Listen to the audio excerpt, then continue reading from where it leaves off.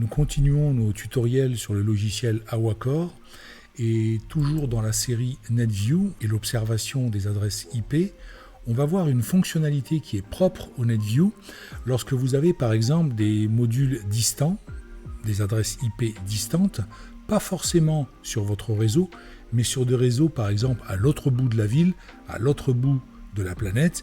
Il vous est possible comme ça de surveiller la totalité de vos activités depuis un centre. Si vous avez des difficultés à raccorder une adresse IP par exemple sur le logiciel, si par exemple celle-ci a du mal à répondre et que vous ne savez pas pourquoi, la première des choses, c'est tout simplement de connaître l'adresse IP publique du site distant pour voir si celle-ci n'a pas été blacklistée par un FAI ou un fournisseur de services Internet. Et pour cela, vous disposez d'un outil dans justement l'onglet Network.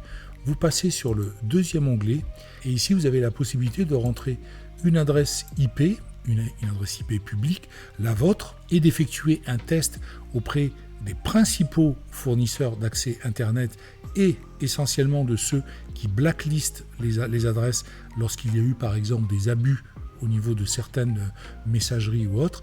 Et là, vous pourrez savoir si votre équipement, votre adresse distante est blacklistée ou pas. Vous rentrez ici dans cette partie une adresse IPv4 et vous cliquez sur le bouton de test, la petite flèche à droite. Il vous suffit simplement maintenant de laisser faire le logiciel. Il va de lui-même faire un check de tous les sites qui fournissent des adresses blacklistées. Cela peut prendre quelques secondes ou quelques minutes si votre réseau est lent, mais au moins vous saurez tout de suite si votre équipement distant peut être joint avec un routage ou s'il y a vraiment un souci au niveau du blacklistage.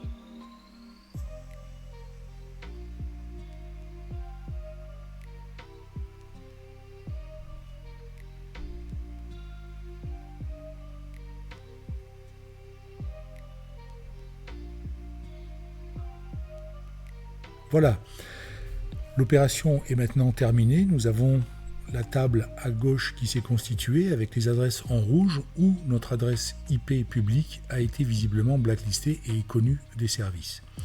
Vous avez un compte-rendu qui s'est affiché sous forme de puce à droite et vous pouvez savoir ici si votre adresse est blacklistée. Vous avez la possibilité également d'indiquer un nom de domaine. Donc là, en l'occurrence, comme je sais que j'ai des entrées IO sur islandsio.com que je vais devoir aller directement récupérer.